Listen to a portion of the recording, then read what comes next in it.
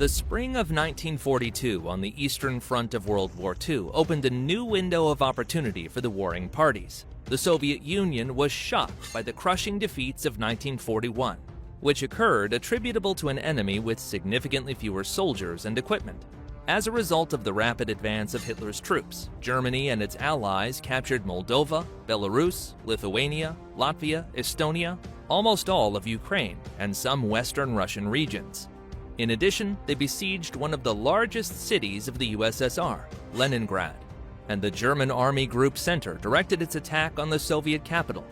However, the Soviet troops managed to prevent the final implementation of Operation Barbarossa, and at the cost of excessive efforts and losses, inflicted a defeat on the German army in the battle for Moscow. The Soviet leadership hoped to seize the initiative by mobilizing all human and industrial resources. From June 1941 to February 1942, the USSR mobilized more than 6 million soldiers and tripled the production of military equipment. The defeat of USSR forces in the Voronezh-Voroshilovgrad operation, the successful offensive on the Donbass, and the rapid retreat of Soviet forces allowed the German troops to capture Rostov-on-Don. They also captured some bridgeheads on the left bank of the Don River. The communist leadership failed to stop the Wehrmacht's advance fully, but still, the German army moved more slowly than expected due to frequent, stubborn resistance of the Red Army. In particular, the German advance was made much more difficult because of the Soviet tactics of the scorched earth and destruction of land tracts. Despite the enemy's numerical superiority, the Germans and their allies advanced rapidly for several reasons. Foremost, in the German army, the different branches of the army interacted much better and made decisions more quickly.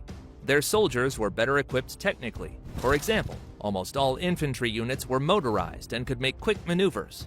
And there was a total advantage of the Luftwaffe. The most successful aircraft were the legendary models of Messerschmitts and Junkers. These fighters and multifunctional bombers were fast, maneuverable, and reliable enough to distinguish them from most Soviet counterparts. Interesting was the situation in the armored confrontation. The Soviet Union had much more tanks. In addition, the main Soviet tank T-34 significantly exceeded the main German tank's Panzerkampfwagen on impact capabilities, engine power, and armor strength. In German tanks, however, the crew commander did not perform other duties and was able to participate in the control of fire, which improved the detection and combat of enemy tanks. Also, the Soviet tanks had more technical defects. For example, about 80% of heavy tanks, Klim Voroshilov, went out of action due to technical breakdowns in the first year of the war.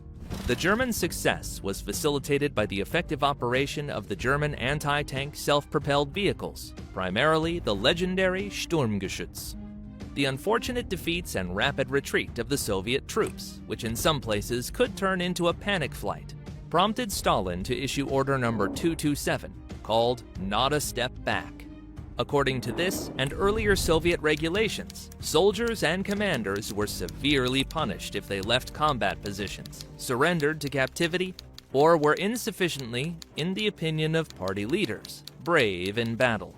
As punishment, they could be transferred to specially created penal units, imprisoned, or shot. In addition, more Soviet barrage units were created, which mainly dealt with the destruction of their own soldiers, who retreated without orders from the highest command. The German army, together with the Allied divisions, continued its offensive on Stalingrad and the Caucasus. In total, the Wehrmacht had almost 1 million troops in this area, and the German allies numbered 600,000. In August, the Soviet army numbered about 1.3 million soldiers.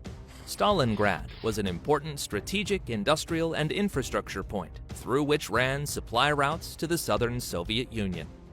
In early August, the 6th Infantry Army, led by Paulus, advanced 60 kilometers to Stalingrad. Heavy fighting broke out over the city. The Wehrmacht forces in the region were opposed by the Stalingrad Front, led by Marshal Timoshenko. In fierce battles by the end of August, the Germans managed to reach the Volga and drive the Soviet troops back from the northwestern parts of the city in suburban battles.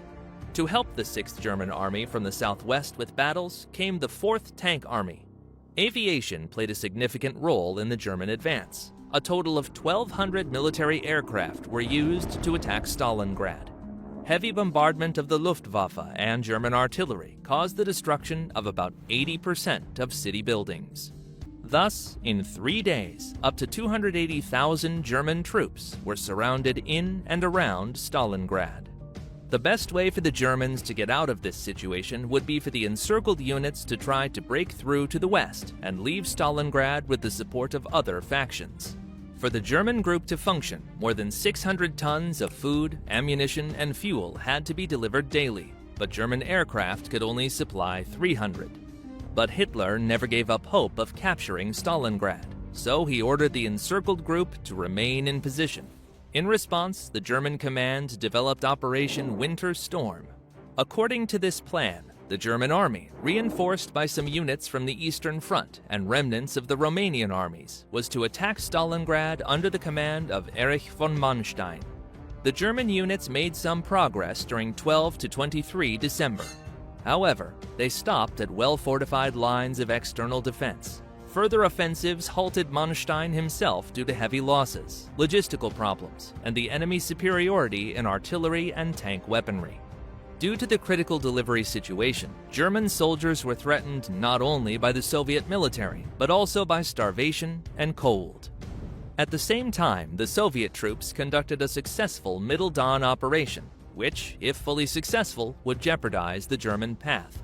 At that time, a much larger Red Army pushed parts of the Wehrmacht from the Caucasus.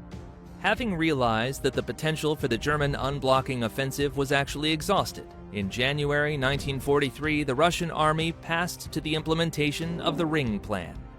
With a series of rapid tank strikes supported by air, artillery, and infantry, the Soviet troops pressed the besieged Wehrmacht units to Stalingrad. Inflicting heavy losses on the Germans, the Soviet troops cut the Wehrmacht army into several groups. In this hopeless situation, Hitler contacted the surrounded commander Friedrich Paulus and promoted him to the rank of Field Marshal. In addition, the German dictator gave the order to fight to the last bullet and stressed that the German field marshals have never surrendered. The surrounded Germans, however, ran out of means and forces to fight. Therefore, in early February 1943, about 91,000 German soldiers, led by the newly appointed field marshal, surrendered. As a result, the Soviet Union lost about 1.6 million killed, captured, and seriously wounded in this epochal battle. Germany and its satellites lost about 1.5 million. The large-scale German offensive was defeated by a number of factors: critical strategic miscalculations, the weakness of the Allied forces, fierce resistance of the Red Army, lack of fuel and supplies, the advantage of the USSR in the number of armored vehicles, artillery, and partly personnel. The Soviet Union seized the strategic initiative and drove Germany from almost all of southwest Russia. Approximately 50 German and Allied divisions were either destroyed or lost more than half of their strength. Many historians consider this victory crucial and fateful for the Eastern Front,